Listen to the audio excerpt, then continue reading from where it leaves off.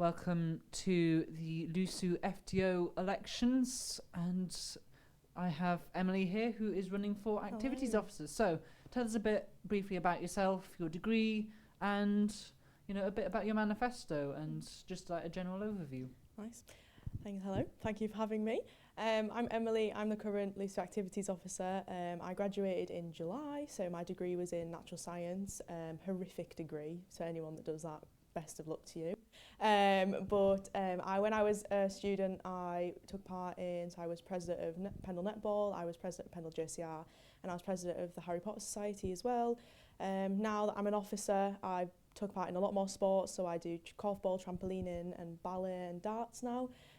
Definitely making use of my time. But yeah, in short, my manifesto is essentially improving access to sport and society. So there's a few key things in there, such as working towards reopening society affiliations, reducing the cost of car parking, and implementing free Wednesday afternoons. I think it all kind of comes together into a theme of that I don't want anybody to ever feel like they can't participate in a sport or a society because of financial barriers, anything to do with like they have an exam on a Wednesday afternoon, that sort of thing.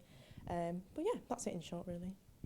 Yeah, great. One of the things I think I looked over your manifesto, one of the things you wanted to do was increase funding for societies and sports teams. Yeah. I kind of wanted to kind of go a bit more in depth of how we kind of think where the funding is likely to come from and the likelihood of funding. Yeah. Because as I'm sure a lot of people are aware, with LU Future, they've had to have essentially a massive budget cut, I think of roughly £35 million, and a decent amount of funding for the SU comes from the university. So I just wanted to ask a bit more in detail about kind of the feasibility of it and how you think that if you were re-elected, how you would campaign to get increased funding. Yeah. So for context, the large majority of the money that the SU gets comes from something called a block grant. So that is, we basically get a letter every year sent to us, which entails how much money we get, and it all comes from the university. So it's a legal thing that the university has to do. That is where some of it is ring fenced for sport, for example, but for societies it isn't ring fenced and it could change every year. I don't like the instability of that, and I don't like the fact that it could change from year to year. We've seen this year that we haven't had the budget this year to be able to provide things such as extra staff support for societies. So obviously we have 2 full-time staff members for societies at the moment who are incredible and do an amazing job, but we need more to be able to obviously, as I said, reopen affiliations, and we also need them to be able to support the societies that we have now. So that's a little bit about kind of the background of it. I think the feasibility of it, my opinion is that sports and societies at any university are the backbone of the student community and is what keeps a lot of students at university. When I was in first year, I was very close to dropping out, but then I started netball and I started Harry Potter, and it kind of kept me here. So in my opinion, and what I've pushed for this year in every meeting that I've had with the Vice-Chancellor is these things need to be protected and they need to be funded properly, and the university's doing itself a detriment by not funding it properly. And I've had multiple conversations with the new Vice-Chancellor and the previous interim Vice-Chancellor about this. It's something that I think is, you are right, they're going through financial hardships, but if they want to keep people at university, they're going to have to prioritise the student experience. And things like being on a sports exec, being on a societies exec is so good for career prospects as well. That benefits the university. But yeah, I think it is very doable. I mean, I've had some chats already with the Vice-Chancellor about it. I think there's things such as this year we got a one-off funding increase for a societies access fund, and that is probably not going to be in the block grant next year. So that's something that I don't want to happen. I don't want us to get for us to get certain amounts of money one year and then not have it another year, because then things like if you use that to fund a member of staff, then that obviously money goes and that member of staff goes. But yeah, I think it is very doable. I mean, I've done it this year. I've got a lot of money this year for access funds, so I think I can do it again. I think I'm the best placed person to do it. But yeah. Yeah. Another one of your kind of key manifesto points, improving kind of accessibility to societies and sports, was making sure Wednesday afternoons were free. I kind of want to ask, how would this fit? Obviously, we've got the things like CTP coming into effect next academic year.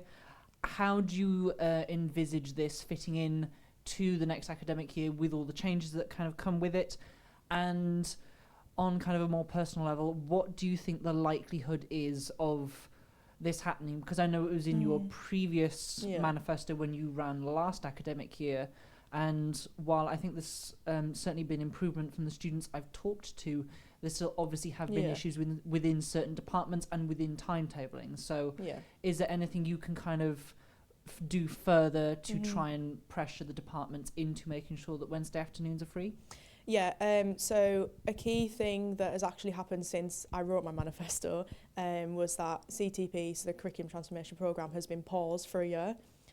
So a lot of the meetings that me and Liz, who's the current education officer, were in this year, we were told that CTP was going to basically solve the issue of Wednesday afternoons and that we would just have to wait until next year. So we put in place a lot more promotion this year around that you can, if there, say for example, if you have a lab and there's another lab on the same week, if you have a sports fixture, you can request to change that and to move over. So we did a lot more promotion around that this year, and we were told by the university the next year, obviously with less modules, like smaller class size, that sort of thing, that it would be solved. Obviously it's a massive complex issue, timetabling.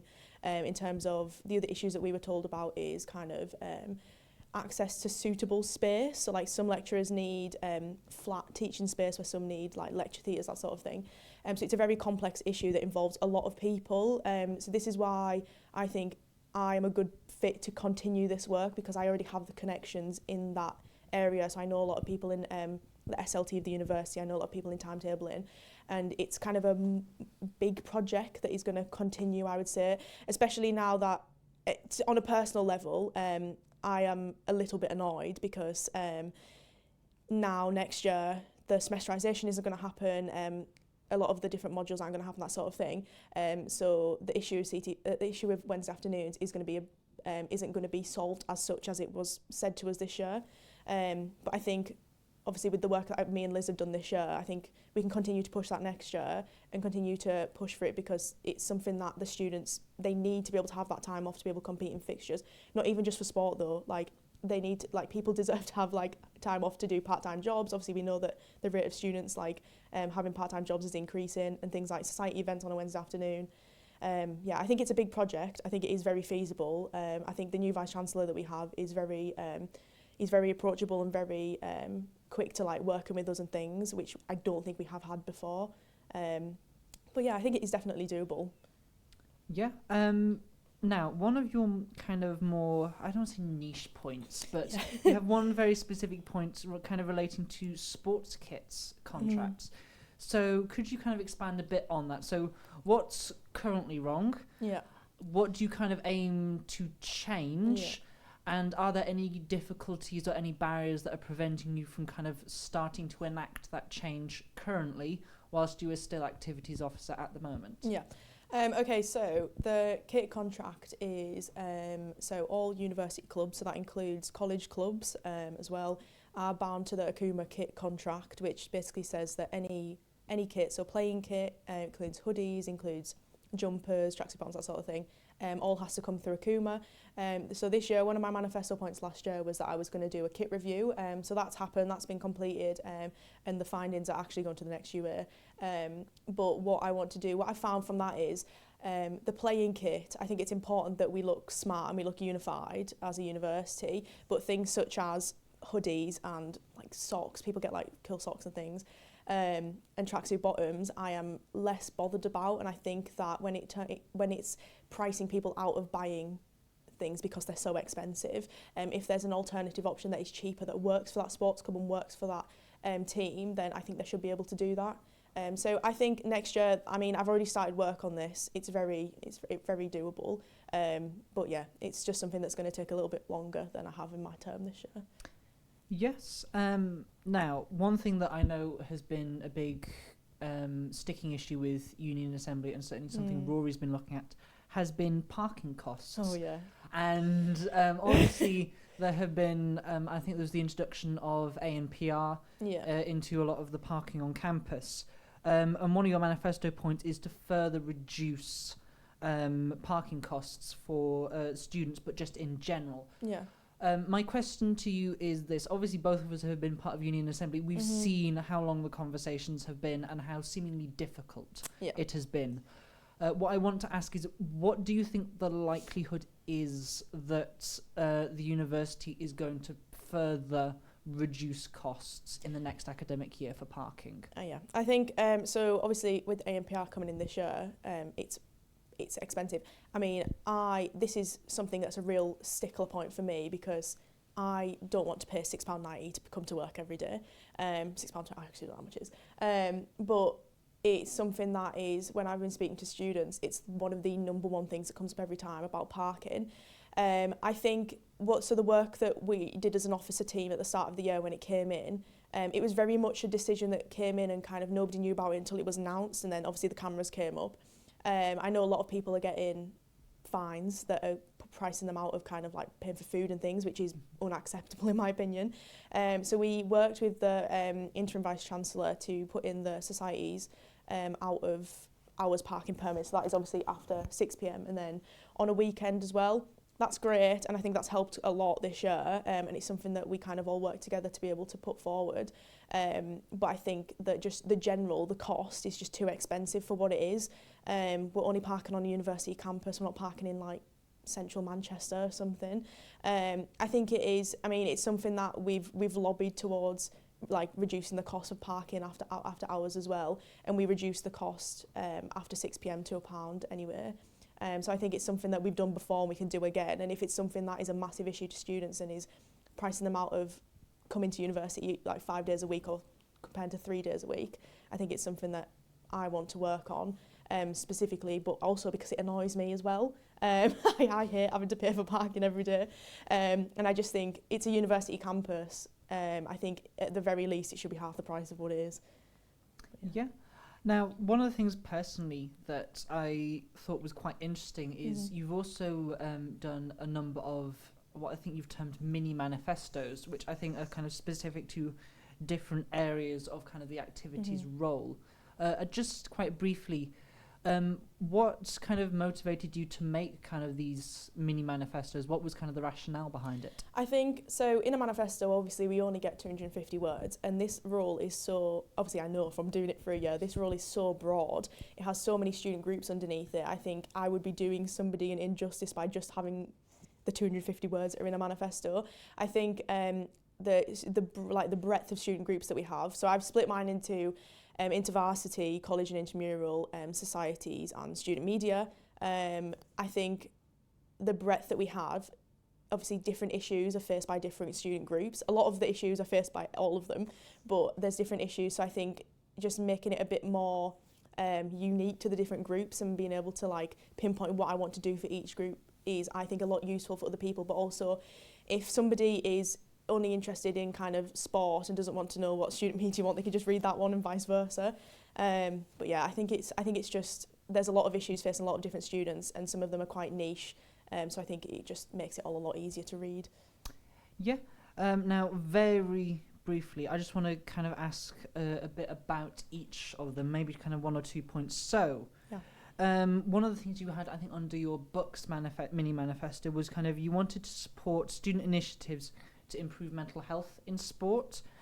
Kind of briefly, has the university in particular fallen behind in any of the areas, and what can both the SU and you in your role as activities officer, if you're re-elected, and the university do to increase this support? I think the way I looked at it this year was, it was very similar to my kind of like mini manifesto last year. The way I looked at it is that there's a lot of obviously benefits from partaking in sport in terms of well-being and in terms of like mental health, but I think there's, the way I focused it last year was mental well-being for exec members. So they are obviously volunteering their time, and it can be very stressful when you're doing a degree on top, and I know lots of people that do multiple exec roles on top of their degree and maybe a part-time job. So when I did the training this year, what I kind of looked at was how you can reduce burnout and how you can, like, especially if you're like a welfare officer, things like that, how you can support other members while also supporting yourselves. So that's something that I want to do again this year. But I think also I think we need to have more of a focus on preventative mental health, preventative mental health kind of like discussions, that sort of thing, and how sports and like societies and extracurriculars can help benefit students, specifically with things like loneliness as well. But yeah. Now, kind of one point that's shared a bit across societies and student media has been better access to spaces and resources. Kind of playing devil's advocate here, it could be argued that there's a limited amount of space and resources. There's a limited number of rooms. How would you kind of respond to this, and how would you kind of say, this is what I'm looking towards doing, and these are the targets that I'm aiming for? Yeah. So this is one, it also relates to affiliation of new societies. So one of the key barriers there is there's not enough space on campus, and in particular flat floor space. It isn't kind of got steps in and that sort of thing. It's something that I've been working on this year, and I brought up to the Vice-Chancellor. Obviously we wouldn't know because we don't have one, but other SUs, other universities typically have their own building, and we have a floor. So we don't have any space, but typically they will have like rooms in that societies can book out, that sort of thing.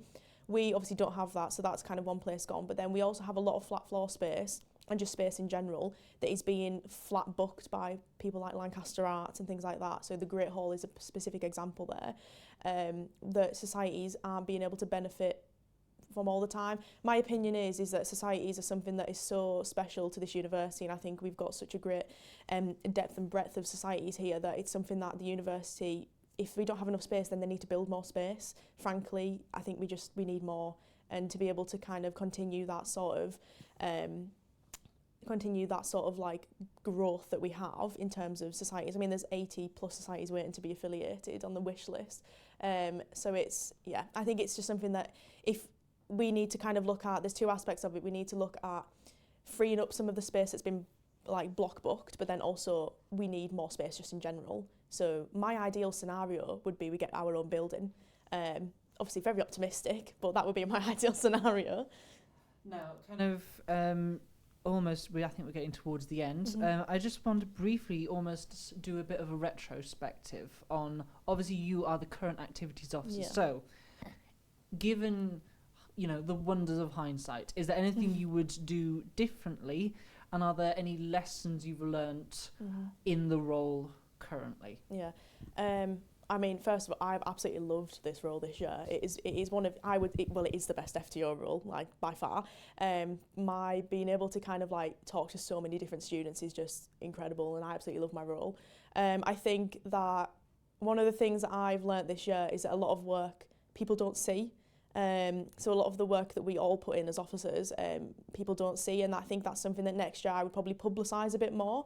So, I mean, I've done quite a lot of work on kind of making the minutes for societies and sports committee like accessible this year, but I think making it so that people kind of realise what the work that we actually do is, because there's a lot of meetings that we go to that nobody has any idea about, and that's partly on us because we don't publicise it, but it's also partly on the fact that we just do so much work that it would probably do everyone's heads in. I also think that being able to kind of like focus on a few big things next year will probably help. I think this year I've probably tried to help a lot of people and tried to kind of do a lot of different things, where I think next year I'd focus on a few big things and try to get them ones done. Great. And finally, is there anything else in this interview that either I've missed or anything else you want to kind of highlight in this interview, either about your suitability for the role or about anything in your manifesto? I think the only other thing is the work on accessibility. I mean, I think I know that my major thing is obviously just trying to get people into like activities, but there's been a lot of work this year that I would like to continue next year in terms of neurodivergent access into sport, for example. So I've done a lot of work with books on creating a toolkit with to be given to all the coaches so that they can like run training sessions better. Me, Saven, the LGBTQ plus officer, and Nixon, who's president of Women in Sport, and Leah, the wellbeing officer, have done a lot of work on trans access to sport as well. And obviously, we're still waiting for the EHRC guidance to be fully published. So that's something that I would like to be able to continue next year. But yeah, just accessibility in general is something that I'm really quite proud to be able to like work towards. But yeah. Well, thank you ever so much for your time, and thank you for agreeing to this interview. Thank you for having me.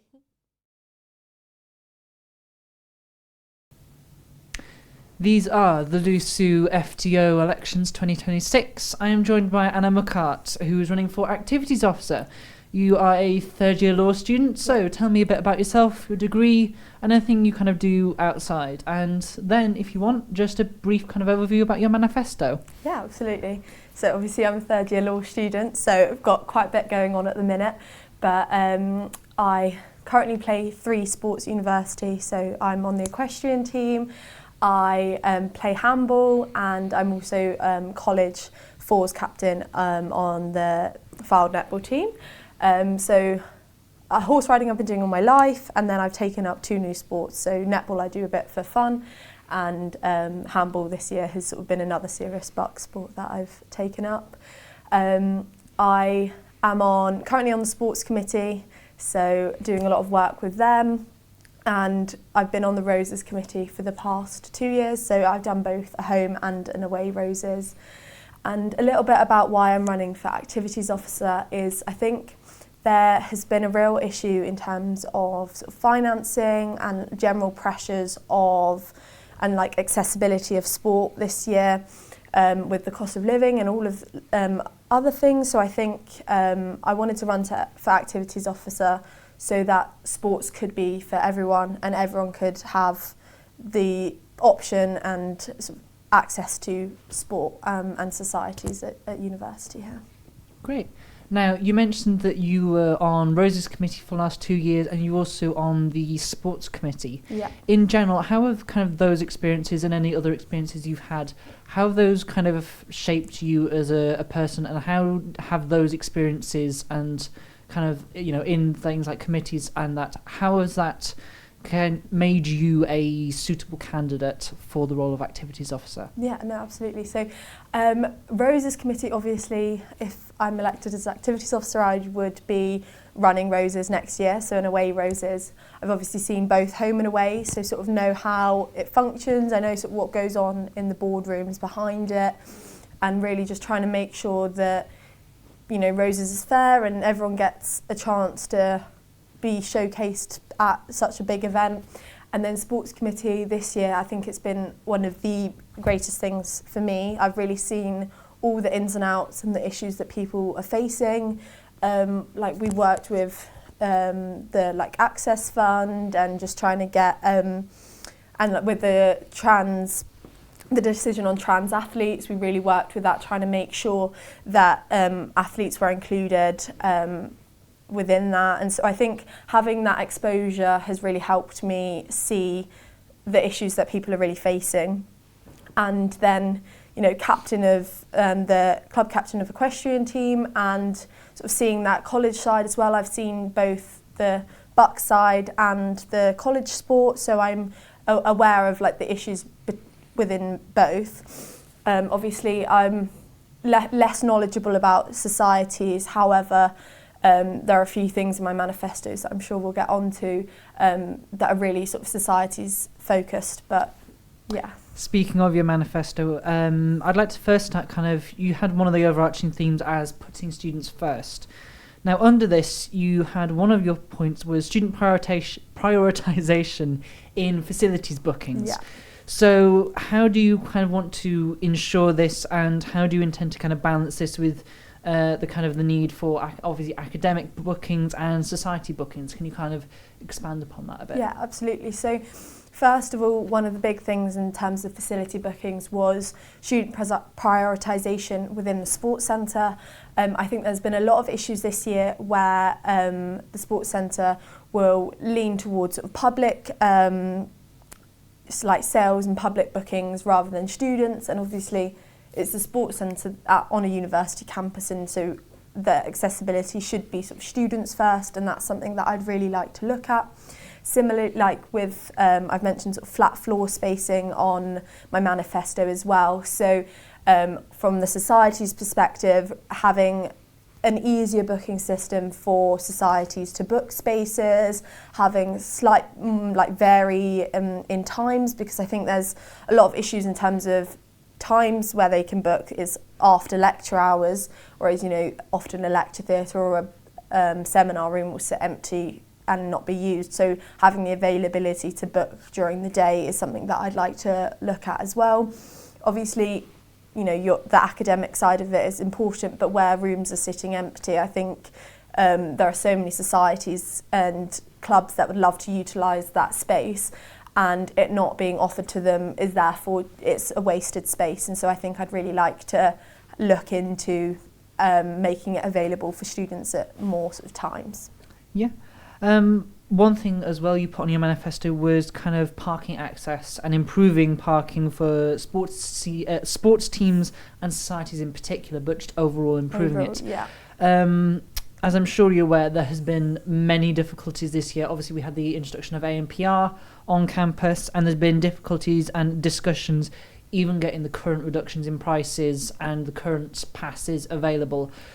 This question is kind of in two parts. Firstly, the feasibility and likelihood of this happening, because obviously it's been so difficult to get what we've already got already. And the second part, kind of, what's your approach going to be to try and further reduce costs on students? Yeah, no, absolutely. It's a great question. I think there's obviously been difficulty just pushing for the sports and societies passes as it is.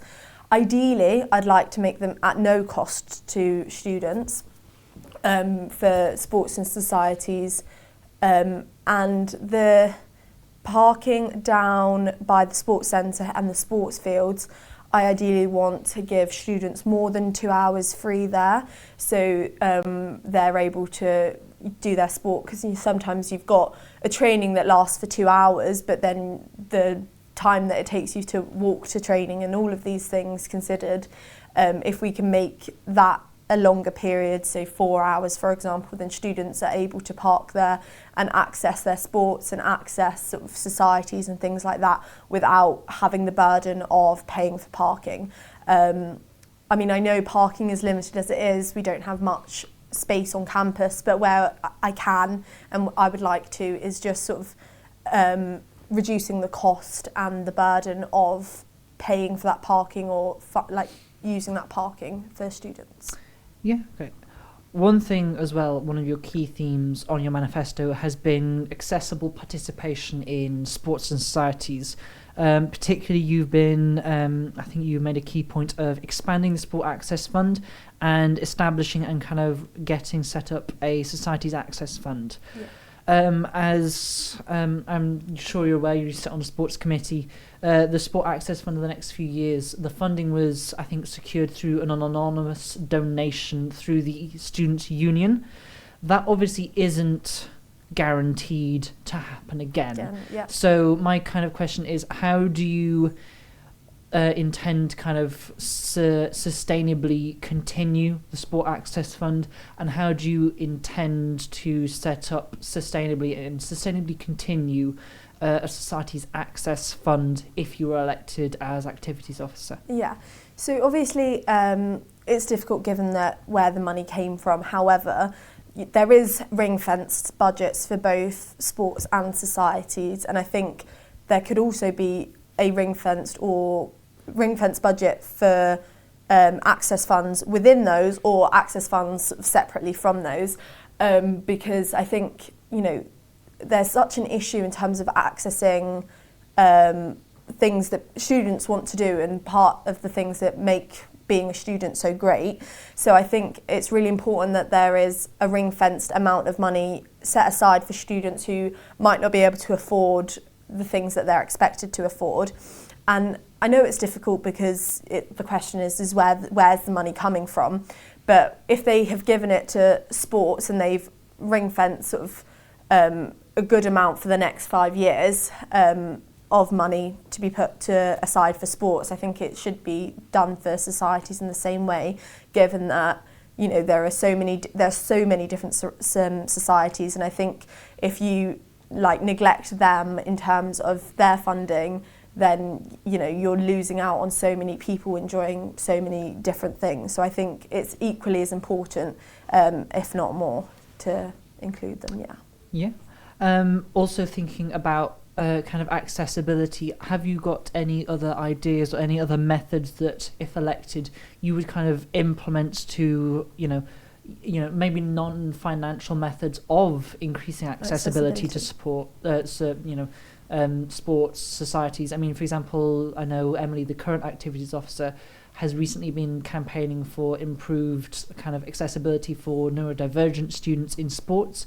Are there any campaigns or ideas you would have, you would run if you were activities officer? Yeah, absolutely. So I think obviously the stuff that Emily's done with neurodiverse students is great, and I think it's really great to find that community within either a sports society. Obviously we've had the trans athlete participation again this year with trying to make sure that trans athletes feel included and feel as though that they have a space to participate. But I think I'd really like to broaden sort of turn up and play generally, turn up and play things and events like that, because it's sort of a gateway into a sport that you might not have much knowledge about, but you can turn up, feel fit, which is obviously great for your mental health, and things like that, where there's no expectation for you to be good. You are just going there to have fun, to learn something new. So I think broadening turn up and play for a variety of different sports, I think, is something that I'd really like to work on. Yeah. Now, you mentioned the turn up and play sessions. One of the things I think you've also been mentioning a lot is Women's Plus inclusion on your manifesto. Yeah. And you mentioned women's only development and turn up and play sessions in particular. My kind of questions on this are kind of, what ideas in particular do you have about, these Women's Plus only sessions? And yet again, I think it comes back to feasibility and funding for these. How do you expect it will be funded if you're elected? Yeah, absolutely. So obviously as a Women's Plus athlete myself, I know how difficult it can be sometimes to get into a sport, and how intimidating it can be when you're entering into a male-dominated sport. So being a Women's Plus athlete, I'd really like to the development and turn up and play sessions for Women's Plus athletes only, I think, is really important, because you're safeguarding that space for people to feel free and try new sports. And in terms of sort of funding, I know the Women in Sports Society have done a lot of work with the Sports Centre and have gotten free sessions for women's development sessions and turn up and play.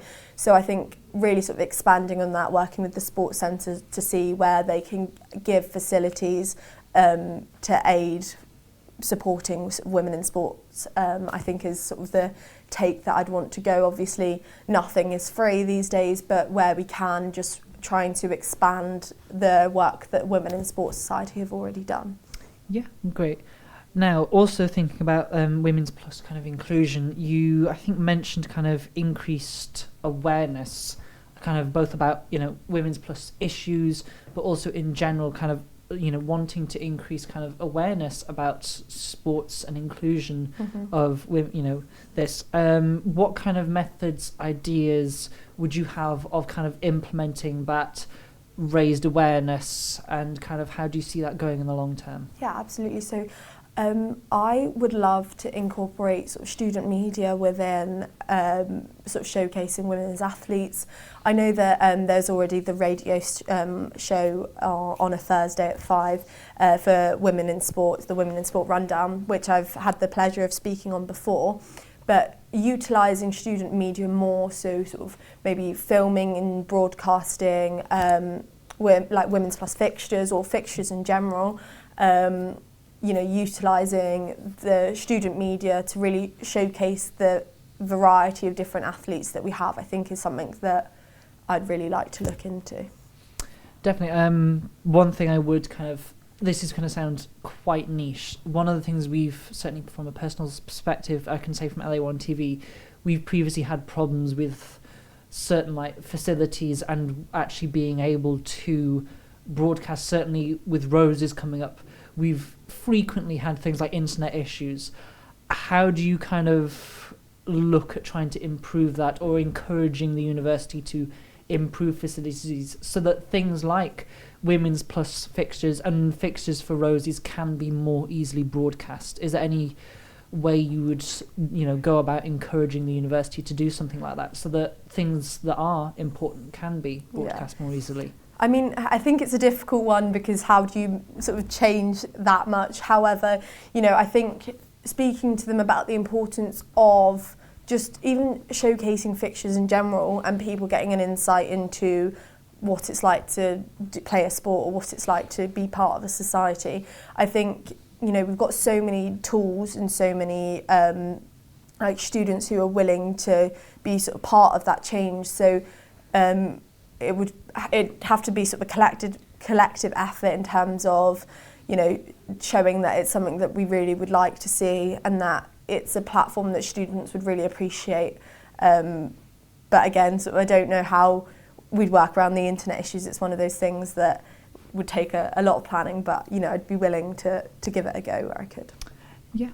Now, as I'm sure you're one of the big key issues that has been a problem that I think was highlighted by the curriculum transformation programme has been at times a complete lack of communication between the university students and the students' union.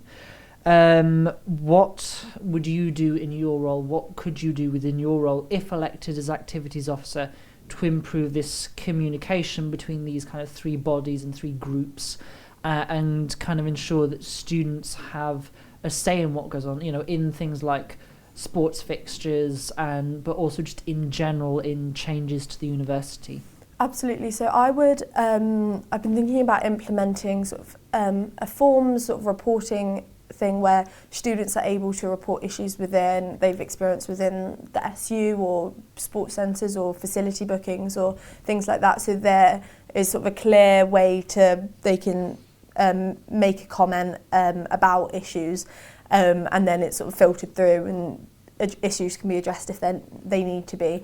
In terms of communication between the three, I think it's just setting up sort of a clear structure of sort of who to be contacted when, in what circumstances, and so then there's sort of a bit more cohesion, because I think one of the key issues is no, you need to talk to this person, and you passed sort of around a little bit. So I think if there's a clear guideline there in place about who you contact and when, I think then, you know, it'll be a bit easier to sort of rule out all of the little sort of back passing and things. Yeah. Now, finally, is there anything else you wish to highlight, either about yourself that would make you suitable for the role of activities officer, or is there anything in your manifesto you'd like to really kind of drive home or highlight at all? Yeah, absolutely. So obviously, Roses next year, hoping to make it the 6th year in a row win, and bring that one home as well, which would be, you know, another record broken. And obviously I've been on the Roses committee for the past 2 years, so it's something that I feel like I'm quite knowledgeable about, and I'd be able to lead the Roses hopefully to another win.